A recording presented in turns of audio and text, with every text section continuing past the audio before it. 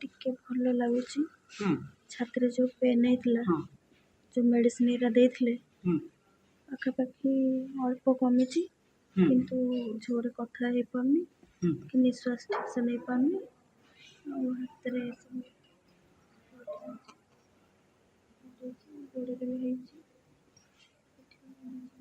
ଏଇଠି ହାତରେ ତାଙ୍କର କ୍ଷତ ଚିହ୍ନ, ପୋଲିସ ମାଡ଼ର ଚିହ୍ନ।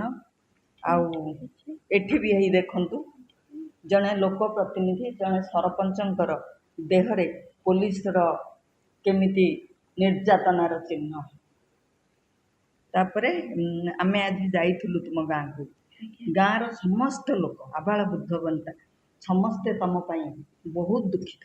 ଏମାନେ ଆମେ ଭିଡ଼ିଓ ନେଲା ବେଳେ ସ୍ତ୍ରୀ ପୁରୁଷ ସମସ୍ତେ ହାତ ଟେକିକି ଜଗନ୍ନାଥଙ୍କୁ ପ୍ରାର୍ଥନା କରୁଥାନ୍ତି, ଝିଅକୁ ଆମର ଶୀଘ୍ର ଫେରେଇ ଆଣ।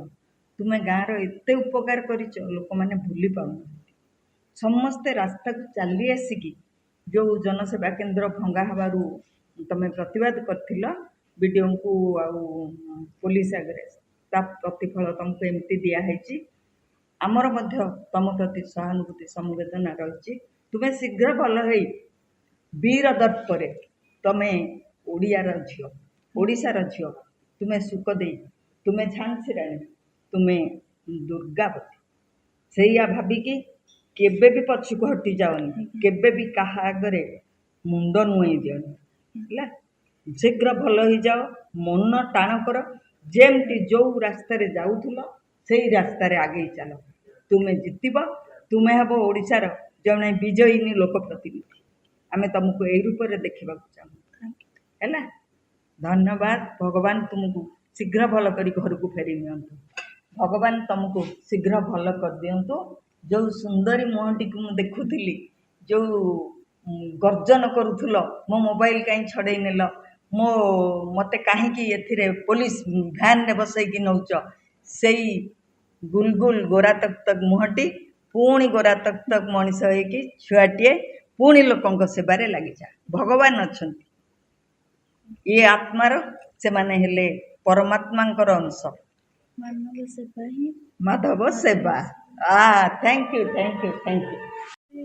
ଟିକେ ଭଲ ଲାଗୁଛି। ହୁଁ ଛାତିରେ ଯେଉଁ ପେନ୍ ହେଇଥିଲା, ହଁ ଯେଉଁ ମେଡ଼ିସିନ ଏରା ଦେଇଥିଲେ, ହୁଁ ପାଖାପାଖି ଅଳ୍ପ କମିଛି, ହୁଁ କିନ୍ତୁ ଜୋରେ କଥା ହେଇପାରୁନି ହୁଁ କି ନିଶ୍ୱାସ ଠିକ୍ସେ ନେଇପାରୁନି। ଆଉ ହାତରେ ସବୁ ଗୋଡ଼ରେ ବି ହେଇଛି। ଏଇଠି ହାତରେ ତାଙ୍କର କ୍ଷତ ଚିହ୍ନ, ପୋଲିସ ମାଡ଼ର ଚିହ୍ନ। ଆଉ ଏଠି ବି ହେଇ ଦେଖନ୍ତୁ, ଜଣେ ଲୋକ ପ୍ରତିନିଧି, ଜଣେ ସରପଞ୍ଚଙ୍କର ଦେହରେ ପୋଲିସର କେମିତି ନିର୍ଯାତନାର ଚିହ୍ନ। ତାପରେ ଆମେ ଆଜି ଯାଇଥିଲୁ ତୁମ ଗାଁକୁ। ଗାଁର ସମସ୍ତ ଲୋକ, ଆବାଳ ବୃଦ୍ଧ ବନିତା, ସମସ୍ତେ ତମ ପାଇଁ ବହୁତ ଦୁଃଖିତ। ଏମାନେ ଆମେ ଭିଡ଼ିଓ ନେଲା ବେଳେ ସ୍ତ୍ରୀ ପୁରୁଷ ସମସ୍ତେ ହାତ ଟେକିକି ଜଗନ୍ନାଥଙ୍କୁ ପ୍ରାର୍ଥନା କରୁଥାନ୍ତି, ଝିଅକୁ ଆମର ଶୀଘ୍ର ଫେରେଇ ଆଣ। ତୁମେ ଗାଁର ଏତେ ଉପକାର କରିଛ, ଲୋକମାନେ ଭୁଲି ପାରୁନାହାନ୍ତି। ସମସ୍ତେ ରାସ୍ତାକୁ ଚାଲି ଆସିକି ଯେଉଁ ଜନସେବା କେନ୍ଦ୍ର ଭଙ୍ଗା ହେବାରୁ ତମେ ପ୍ରତିବାଦ କରିଥିଲ ବିଡ଼ିଓଙ୍କୁ ଆଉ ପୋଲିସ ଆଗରେ, ତା ପ୍ରତିଫଳ ତମକୁ ଏମିତି ଦିଆହେଇଛି। ଆମର ମଧ୍ୟ ତମ ପ୍ରତି ସହାନୁଭୂତି ସମବେଦନା ରହିଛି।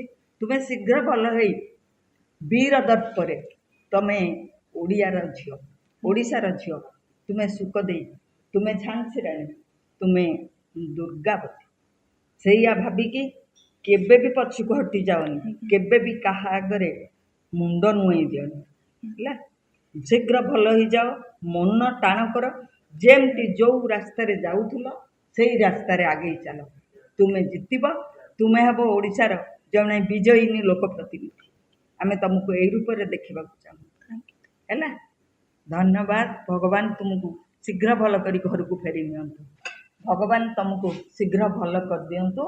ଯେଉଁ ସୁନ୍ଦରୀ ମୁହଁଟିକୁ ମୁଁ ଦେଖୁଥିଲି, ଯେଉଁ ଗର୍ଜନ କରୁଥିଲ, ମୋ ମୋବାଇଲ କାହିଁ ଛଡ଼େଇ ନେଲ, ମୋତେ କାହିଁକି ଏଥିରେ ପୋଲିସ ଭ୍ୟାନ୍ରେ ବସେଇକି ନେଉଛ, ସେଇ ଗୁଲଗୁଲ ଗୋରା ତକ ତକ ମୁହଁଟି ପୁଣି ଗୋରା ତକ ତକ ମଣିଷ ହେଇକି ଛୁଆଟିଏ ପୁଣି ଲୋକଙ୍କ ସେବାରେ ଲାଗିଯା। ଭଗବାନ ଅଛନ୍ତି, ଏ ଆତ୍ମାର, ସେମାନେ ହେଲେ ପରମାତ୍ମାଙ୍କର ଅଂଶ। ମାନବ ସେବା ହିଁ ମାଧବ ସେବା। Thank you, thank you, thank you.